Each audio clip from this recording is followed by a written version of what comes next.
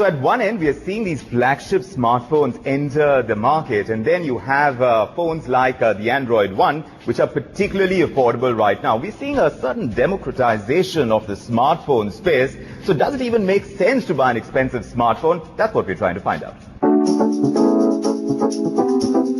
With over 85% market share, Android rules the smartphone space. But all the action is actually in the budget segment, especially in a country like India where the internet penetration rate is still under 17%. A lot of people are going to be buying their first smartphone, and that's where Android One comes in.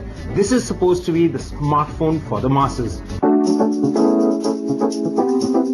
The Android One is brought in by Google in collaboration with brands like Carbon, Spice and Micromax. All three phones have identical specs with similar pricing. We have the Micromax Canvas A1. This comes with a matte finish on the back which has a rubberized feel, so that feels better than hard plastic. The back cover carries the Android One branding just above the small speaker grill at the base. On the right side are the volume keys and the power button, the micro USB charging port at the base and the headphone jack at the top. Pop open the back and you will find the dual SIM slots and a micro SD expansion slot. The phone comes with a 4.5-inch screen that's not even HD resolution but decent enough to use. Even the processing power and the rest of the specs are very basic. To cut down costs, instead of a Qualcomm, there is a MediaTek processor. It has 1 GB of RAM and the rear camera is 5 megapixels. Internal storage is limited to 4 GB, so if you want to download any apps or even take photos, you need a SD card. Overall performance is alright, nothing too great. In fact, going by benchmark scores, it'll pretty much be at the bottom of the list. But that's not the point. With Android KitKat, which is not very demanding on specs, the user experience is not compromised. Switching between apps and even playing a game or two is not a problem. All your regular apps like WhatsApp and Twitter work without a hitch. Google is adding some services like promoting the newsstand with free content on offer, and they have also promised the option of watching YouTube videos offline to save data. This service will roll out soon. The camera is very basic. Forget the 5 megapixels. It's the poor color reproduction and the fuzzy output that was a big turn-off. And according to me, the biggest drawback of the Android One was its poor battery life. It lasted me under 10 hours on a single charge.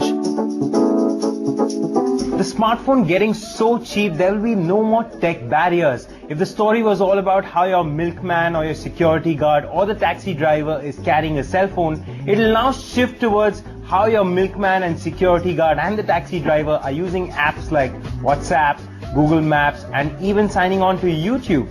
So what essentially is the difference between a 50,000 rupee smartphone and a 5,000 rupee smartphone when both of them are running on Android? Essentially, they offer the same features but carry different specs. Both can run apps like WhatsApp, Maps and have the common app store capable of running the same apps. You can tweet, post to Facebook and go crazy on WhatsApp on either device. You can take photos, share them and even play games. It's the more expensive devices that come with better hardware, and that's essentially what you are paying for. As you spend more cash, what you get is a faster processor, sharper screen, better performance on graphic-intensive games, a much better camera, and most importantly, much better build quality. So the difference lies in the hardware. It means that if you're only looking for a communications tool and not so concerned about taking the best photos or even playing games, then a cheaper Android will do the trick for you. And there are a lot of devices in the mid-range that strike the right balance between performance and price. We have seen devices like the Moto G, the Asus Zenfone and the Xiaomi Mi 3, all under 15,000 rupees that give great value for money. And little up the order, you can get the Nexus 5 or the Moto X, which will give a more premium performance without burning a hole in your pocket. Just remember, you need a smartphone to do certain things for you. Now, in certain applications, a 50,000 rupee smartphone will definitely outshine a 5,000 rupee smartphone. The difference will lie in performance and user experience. But with the same software loaded on both the devices, they will do the same things. The feature set is pretty much the same. Just like you want to get from point A to point B, you have several options. You can walk it, you can take the cycle, you can take a bus or even take a car. All of them will get you from point A to point B. The difference lies in the journey. That's all the latest from the tech world, but when we come back,